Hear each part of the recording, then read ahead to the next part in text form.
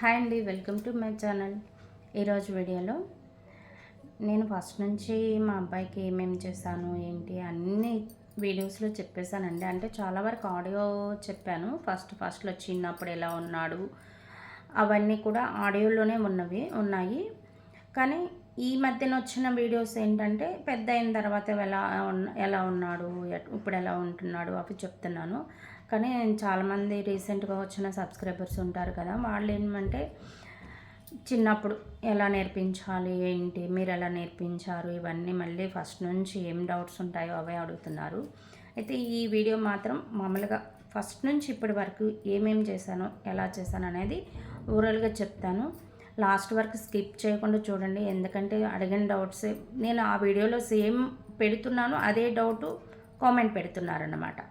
ప్రతిదీ కామెంట్లో ఏంటంటే నాకు కొంచెం టైం కూడా తక్కువగా ఉంటుంది, బాబాని చదివించుకోవాలి, ఇంట్లో పనులు ఉంటాయి కదా, ప్రతిదీ కామెంట్కి రిప్లై చేయలేకపోతున్నాను, చేయకపోతే చేయట్లేదు అంటున్నారు. కొంతమంది అంటే చిన్న మీ బాబా ఏజ్ ఎంత అంటే 12 years అని పెట్టేయగలుగుతాం వెంటనే, కానీ ఈ బిహేవియర్ ఇష్యూస్ ఉన్నాయి, దీనికి ఏం చేయగలము, ఏం చేయాలి ప్లీజ్ సజెస్ట్ చేయండి అని అడుగుతున్నప్పుడు అలాంటి వాటికి మొత్తం టైప్ చేయటం, నాకు అందులోనూ టైప్ చేయటం చాలా స్లో ఉంటుంది టైపింగు.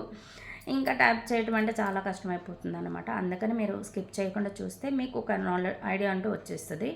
ఫస్ట్ ఏం అడిగారు అంటే పేరైతే మెన్షన్ చేయట్లేదండి, ఎందుకంటే వాళ్ళు చెప్పుకోవటానికి కొంతమంది ఇష్టం ఉంటుంది, కొంతమంది ఇష్టం ఉండదు కదా. రిలేటెడ్ వీడియో అని మీకు కామెంట్ కింద పెడతాను, ఖచ్చితంగా మీరు చూడండి. మీకు కొన్ని డౌట్స్ ఉంటే కనుక పోతాయి.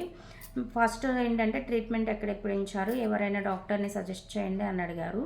నేను బాబుకి ట్రీట్మెంట్ ఇప్పించలేదండి, మీరు ఫస్ట్ వీడియో చూస్తే కనుక మీకు అర్థమవుతుంది. నేనైతే ఏ ట్రీట్మెంటు ఇప్పించలేదు. ఎప్పుడో 10 years బ్యాక్ విజయవాడలో మేము అసెస్మెంట్ చేయించాము, అప్పుడు చేయించడమే తప్ప అప్పుడు 3 months మెడిసిన్ వాడాము, అంతేగాని ఇంకా తర్వాత కంటిన్యూ చేయలేదు, ఇంకా ఎక్కడ కూడా ట్రీట్మెంట్ ఇప్పించలేదు.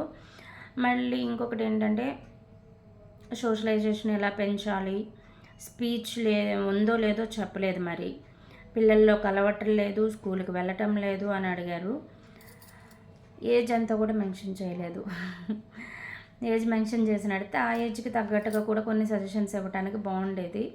సో నార్మల్కి 3 years నుంచి అట్లాగనేది నేను ఓవరాల్గా చెప్పేస్తాను. మా బాబుకి అయితే ఏం చేశాను అనేది చెప్తాను. బాబుకి 2.5 years ప్రాబ్లం ఉంది అని తెలియకముందే ప్లే గ్రూప్లో వేసేసాము. అప్పటి నుంచి ఏం చెప్పామంటే స్కూల్లో కూడా స్పీచ్ డిలే ఉంది, మేమైతే తెలుగు మాట్లాడతాం ఇంట్లో, ఇక్కడ హిందీ వల్ల స్పీచ్ రాలేదు, అదొకటి చెప్పాము రీజను. ఇంకొకటి ఏంటంటే పిల్లలతో కలవట్లేదని చెప్పాము. ఇవన్నీ అయితే మేడమ్స్ ఇప్పటిలాగా కాదండి, నేను ఇప్పటి వాళ్ళని ఏదోటి అనాలని కాదు, ఇప్పుడు వేరు అప్పుడు వేరు, ఇదొకటి ఉందని కూడా దాదాపు ఎవరికి తెలియదు. మేడమ్స్ సపోర్ట్ లేకుండా నేనైతే చేయలేదండి. నాకు చాలామంది సపోర్ట్ ఉంది, స్కూల్కి వెళ్తే టీచర్స్ సపోర్ట్ ఉంది, క్లాస్ రూమ్లో పిల్లల సపోర్ట్ ఉంది, ఆయమ్మల సపోర్ట్ ఉండేది, ప్రిన్సిపల్ సపోర్ట్ కూడా ఉండేది నాకు నిజం చెప్పాలంటే. ఎందుకంటే మనం చేసుకున్న రిక్వెస్ట్ అప్పుడు ప్లీజ్ మేడం అంటే ఇంకా అంతే వాళ్ళు చేసేవాళ్ళు అనమాట. ఇక్కడికి ఇప్పుడు పోదార్ స్కూల్లో కూడా ఇప్పుడిప్పుడే సపోర్ట్ దొరుకుతుంది. అంటే ఇప్పుడు కూడా సపోర్ట్ అవసరమా అని మీరు అడగవచ్చు. ఇప్పుడు సపోర్ట్ అవసరం లేకపోయినా వాడు చదువు విషయంలో నాకు కొన్ని సజెషన్స్ కావాలండి. సో అందుకని ఇప్పుడు కూడా నాకు అవసరమే వాళ్ళతో. వాడికి ఏజ్ పెరిగే కొద్దీ సిలబస్ ఎక్కువైపోతుంది కాబట్టి నాకు సపోర్ట్ అవసరమే ఇప్పుడు కూడా. ఎవరు ఏ విధంగా అనుకున్నా సరే, అంటే నార్మల్ అవ్వలేదని కొంతమంది అంటారు, పర్వాలేదు వాడికి ఏం లేదంటారు, ఓకే, ఇవన్నీ పక్కన పెడితే నాకు ఇప్పటికీ కూడా సపోర్ట్ అవసరమే. సరే అప్పటి నుంచి నాకు వాళ్ళ సపోర్ట్ ఉంది. మీరు కూడా స్కూల్కి పంపించారు అంటే స్కూల్లో టీచర్ సపోర్ట్ ఉండేలాగా చూసుకోండి. ఎందుకంటే బిహేవియర్ ఇష్యూస్ ఉన్న పిల్లలకి స్కూల్లో టీచర్ సపోర్ట్ లేకపోతే వాళ్ళని అలా వదిలేస్తారు, లాస్ట్ బెంచ్లో కూర్చోబెట్టడం, లేకపోతే ఏ హాల్లోనో వదిలేసి వాళ్ళని మీరు ఆడుకోమని టాయ్స్ ఇచ్చేయటము, అలా ప్లే గ్రౌండ్లో వదిలేయటం అట్లా చేస్తున్నారు. కానీ అలా జరగకుండా మాత్రం చూసుకోండి. స్పీచ్ విషయానికి వస్తే నేను ప్రతి ఒక్కరికి చెప్పేది ఏంటంటే మెయిన్ స్పీచ్. ఎన్ని బిహేవియర్ ఇష్యూస్ ఉన్నా సరే అవి పోవాలంటే మనకి మెయిన్ స్పీచ్ కావాలి. స్పీచ్ మీద కాన్సన్ట్రేషన్ పెట్టండి ఫస్ట్, అది వస్తే ఆటోమేటిక్గా బిహేవియర్ ఇష్యూస్ అని తగ్గిపోతూ వెళ్ళిపోతాయి అన్నమాట. అయ్యో ఇప్పుడు హైపర్ ఉన్న పిల్లలు ఒక చోట నిలకడగా కూర్చోరు, కానీ వాళ్ళకి స్పీచ్ వచ్చిందే అనుకుందాం. 5th ఇయర్‌లో హైపర్ ఉంది, నిలకడగా కూర్చోట్లేదు అనుకుందాం. స్పీచ్ వచ్చింది అనుకున్నాం. కొంచెం కాకపోతే కొంచెమైనా వింటాడు. నాన్న అలా పరిగెత్తకూడదు అంటే తనకు అర్థమవుతుంది కాబట్టి వింటాడు. స్లో అవుతాడు కొంచెం. అదే స్పీచ్ రాలేదనుకోండి, మనం 8th ఇయర్ వరకు తనకి ఏం చెప్తే మాత్రం ఏం అర్థమవుతుంది? ఏం వింటాడు? ఏ బిహేవియర్ ఇష్యూస్ని మనం తగ్గించవచ్చు చెప్పండి? సో స్పీచ్ మీద కాన్సన్ట్రేషన్ ఎక్కువ పెట్టండి. నేను అదే చేశాను. ఎప్పుడు మాట్లాడుతూ ఉండండి. నేనైతే బాబాని ఎక్కువ కిచెన్లో కూర్చోబెట్టుకునేదాన్ని. అక్కడే కలర్సు, నెంబర్సు, ఏబీసీడీలు, పప్పులతో ఏబీసీడీలు కూడా పెట్టించేదాన్ని నేను. కింద చాక్తో రాసి శనగపప్పు ఇచ్చేసి దాని మీద పెట్టమంటే కనుక పెట్టుకుంటూ కూర్చునేవాడు ఫ్లాట్ మీద. ఎన్నో యాక్టివిటీస్. ఇప్పుడు నా దగ్గర చిన్న కిడ్ ఉంటే కనుక నేను ఖచ్చితంగా చేయించేదాన్ని. నా దగ్గర కిడ్ లేరు. అందుకని నేను ఏం చేయించాను అనేది మాత్రమే చెప్తున్నాను. కానీ చెప్పింది విని వదిలేయకుండా కనుక మీరు చేసుకోగలిగితే కనుక చాలా ఇంప్రూవ్మెంట్ ఉంటుంది. ఇప్పుడు ఒక యాక్టివిటీ కొంటున్నామండి. 4 యాక్టివిటీస్, 5 యాక్టివిటీస్ కొనుక్కొస్తున్నారు మీరు. అవే అవుతున్నాయి, 2,000-3,000 అవుతున్నాయి. ఒక కిడ్డు ఆ యాక్టివిటీస్, ఆ ఐటమ్స్తో ఎంతకాలం ఆడతాడండి చెప్పండి? సరే వాళ్ళ దాకా ఎందుకు, మనం ఎంతవరకు మనం వాళ్ళు ఆ రేంజ్లో, ఆ ఏజ్లో ఉన్నాం అనుకున్నాం. ఎంతసేపు ఆడతాం దాంతో? బోర్ అయిపోతాం కదా. అదే ఇంట్లో వాటితోనే మనం ప్రాక్టికల్గా ఆలోచించండి. ఏ కొన్ని పేపర్స్ కట్ చేసుకోవచ్చు, వాటిని మనం పేపర్స్ అంటించవచ్చు. ఒక బోటు వేసాము, దాని మీద చిన్న చిన్న పేపర్స్ గమ్మ పెట్టి అంటించవచ్చు. అదే ఒక యాక్టివిటీ. అది కూడా కూర్చునే చేయాలి కదా. షేప్స్ ఉన్నాయి, మీరేంటి అన్ని కొనుక్కొస్తున్నాయి, కొనొద్దు అనట్లేదు. ఫ్లాష్ కార్డ్స్ వీటి వల్ల యూజ్ లేదు అనట్లేదు. కానీ వాటి వల్ల ఉండే యూజ్ కన్నా మనం ప్రాక్టికల్గా చేయించే దాంతో చాలా యూజ్ ఉంటుంది అంటున్నాను. ప్రతిదీ కూడా షేప్స్ కూడా మీరు కలర్ పేపర్స్ తీసుకొచ్చి కట్ చేయించి ఏదన్నా ఒక పేపర్ తీసుకుని దాని మీద అంటించండి. ఇది ట్రయాంగిల్, ఇది సర్కిల్, ఇది రెక్టాంగిల్, ఇది స్క్వేర్, అట్లా మీరు తెప్పించి చదివించండి. దానికంటే కూడా దీనికే ఎక్కువ వాడు నేర్చుకుంటాడు అనమాట. చెరి అలా నేర్చుకున్నాడు. అట్లా చేస్తే కనుక బాగా యూజ్ ఉంటుంది అంటున్నాను. ఏదైనా సరే వెజిటబుల్స్ అవనివ్వండి, మీరు ఫస్ట్ న్యాచురల్గా చూపించి కనుక తర్వాత మనం ఫ్లాష్ కార్డ్స్కి వెళ్ళామనుకోండి, నేను చరితో ఏం చేసేదాన్ని, డే మొత్తం వెజిటబుల్స్ తీసుకురా, అది తీసుకురా, ఫ్రిడ్జ్లో నుంచి ఇది తీసుకురా, తనకు కనిపించేలాగా 1-2 పెట్టి ఇవి తీసుకురా, అవి తీసుకురా అంటే తీసుకొస్తూ ఉండేవాడు. నైట్ పడుకున్నప్పుడు బెడ్ మీదకి వెళ్ళిన తర్వాత ఫ్లాష్ కార్డ్స్ తీసి ఒకటి తనకి ఇస్తే ఇది టొమాటో, ఇది పొటాటో అని వాడు చాలా తొందరగా చెప్పాడండి. చాలా త్వరగా నేర్చుకున్నాడు. అట్లా చేయమంటున్నాడు. న్యాచురల్గా చూపించి ఫ్లాష్ కార్డ్స్ చూపిస్తూ ఉంటే కనుక వాళ్ళకి బాగా ఇంప్రూవ్మెంట్ ఉంటుంది. అలా ట్రై చేయండి. ప్రతిదీ ఫ్లాష్ కార్డ్స్తోనే నేర్పించాలనుకోవద్దు. వాళ్ళు రియల్గా ఉన్నదాన్ని ఐడెంటిఫై చేయలేరు.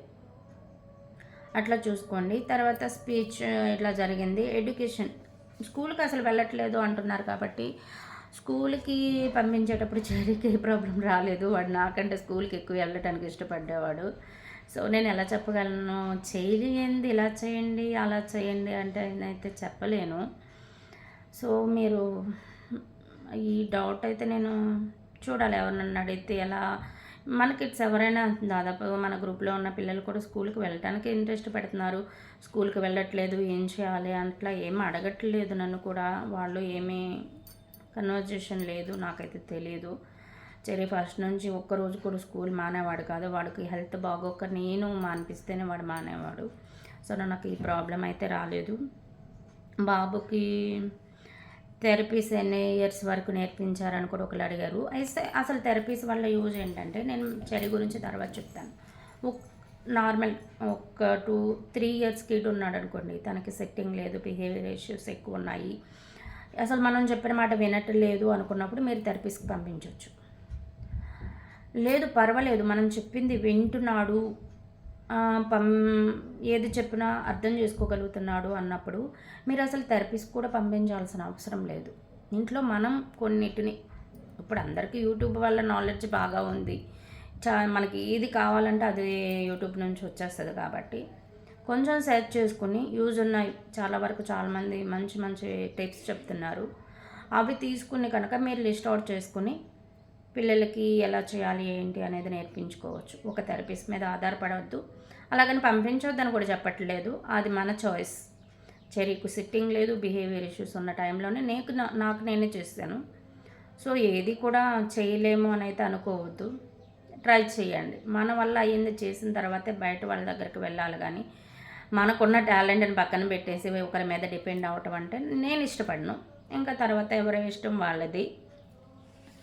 అయితే ఓటీ బీటీ యాక్టివిటీస్ అంటే ఏమిటి, అలా చేయించాలి అని అడిగారు.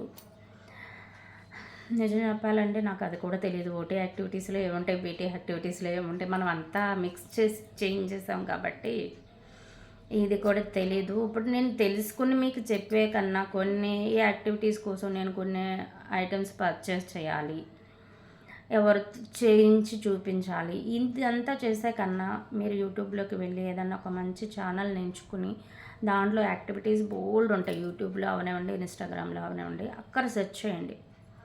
నాకు ఎటు గిడ్ లేడు, నేను కొన్నాను అనుకోండి, ఏమన్నా ఐటమ్స్ పర్చేస్ చేస్తే వేస్ట్ అయిపోతాయి. నాకు అంత టైం కూడా ఉండదు కదండి.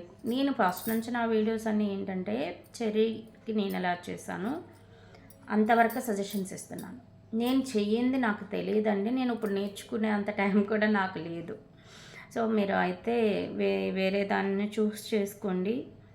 నేను చెర్రీతో అయితే న్యాచురల్గా ఇంట్లో బట్టలు పిండుతూ ఉంటే వాడు పిండేవాడు, ఆరబెట్టుతూ ఉన్నప్పుడు ఇది ఎవరిది కలర్ ఏంటి ఇట్లా అన్నమాట. నేను ఏదన్నా ఫోల్డింగ్ చేయించడం, చిన్న చిన్న నాప్కిన్స్ తనతో ఫోల్డింగ్ చేస్తూ నాప్కిన్తో ఏం చేస్తాము, ఏమేమి క్లీన్ చేసుకోవచ్చు ఇవన్నీ అన్నమాట. హ్యాండ్స్ క్లీన్ చేసుకోవచ్చు, చెమట తుడుచుకోవచ్చు, నోస్ క్లీన్ చేసుకోవచ్చు, మౌత్ క్లీన్ చేసుకోవచ్చు, ఇట్లా చూపిస్తూ యాక్షన్స్ చేపిస్తూ ఫోల్డ్ చేయటం అట్లా చేసేదాన్ని.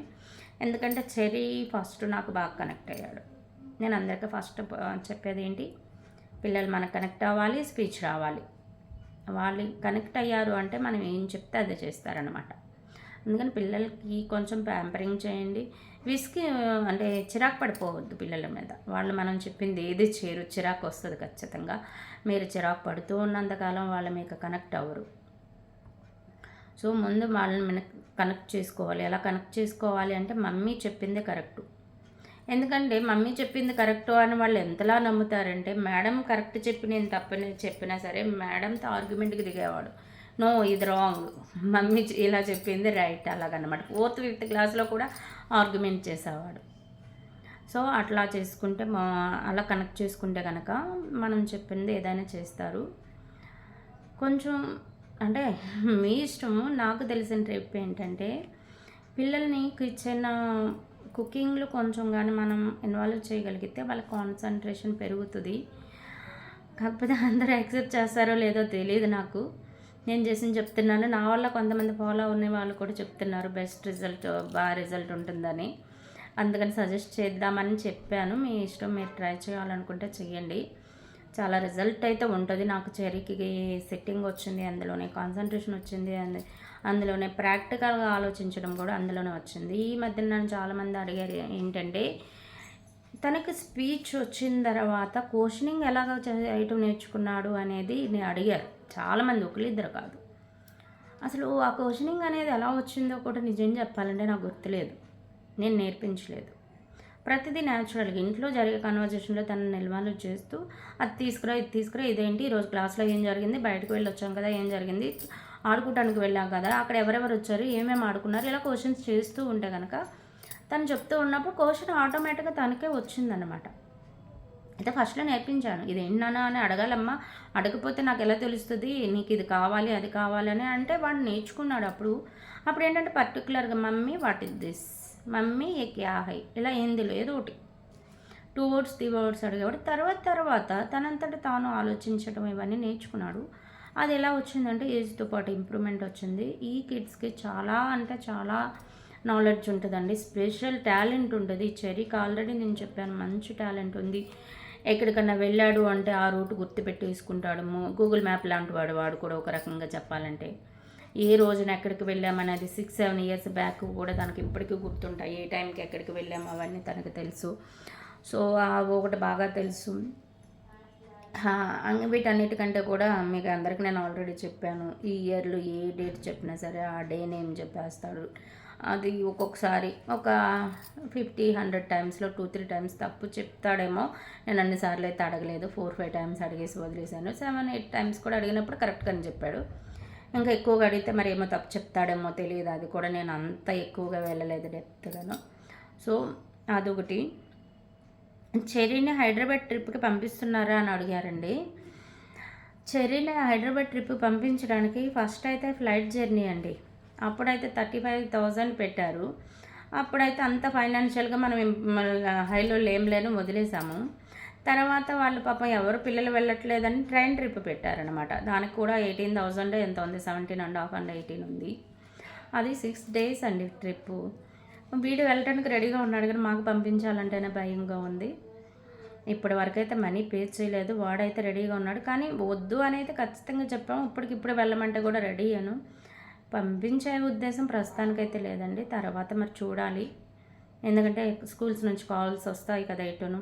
మేము జాగ్రత్తగా చూసుకుంటాం మేడం పంపించండి అట్లా ఏమన్నా వస్తే అప్పటికి మనం కూడా పంపించాలన్న ఆలోచన ఉంటే పంపిద్దాం అనుకుంటున్నాము.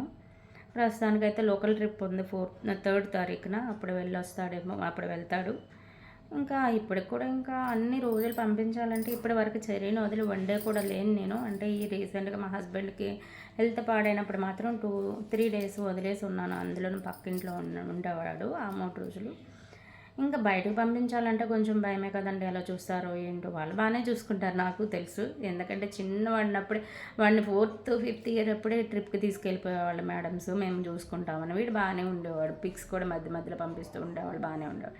వీళ్ళు నిజం చెప్తున్నాను అండి, మన దగ్గర వేషాలు వేసేది. బయటకు వెళ్తే బాగుంటారు వీళ్ళు, అంత అల్లరి చేయరు. కానీ ఇప్పుడు మేడమ్స్కి ఆయమ్మలకి వీళ్ళందరి పేషెన్సే తక్కువ కదా, ఇంకా కంప్లైంట్స్ ఎక్కువ వస్తూ ఉంటాయి. మీరు ఈ వీడియో ఎవరి కోసం చేస్తున్నానో వాళ్ళు చెప్తున్నానండి. బాబు ఏజ్ ఒకటి చెప్పలేదు, అసలు స్పీచ్ ఉందో లేదో చెప్పలేదు. కాబట్టి మీకు ఇంకా ఏమైనా డౌట్స్ ఉంటే కనుక నా మెయిల్ ఐడికి మెయిల్ చేయండి అండి. మీ నెంబర్ నేను మీకు కాల్ చేస్తాను. ఇంకా ఏమైనా సజెషన్స్ కావాలండి ఇస్తాను. సో నా మెయిల్ ఐడి నేను చాలా వీడియోస్లో మెన్షన్ చేశాను. rockandrollvarma@gmail.com. మధ్యలో స్పేసులు గ్యాప్లు ఏమీ లేవండి. దానికి మీ నెంబరు మెయిల్ చేయండి, నేనే కాల్ చేసి మాట్లాడతాను మీకు ఏమైనా డౌట్స్ ఉంటే కనుక. సో వీడియో అయితే చాలా లెంతీ అయిపోయింది, కానీ లాస్ట్ వరకు చూస్తేనే మొత్తం తెలుస్తుంది. Thank you so much. Bye bye.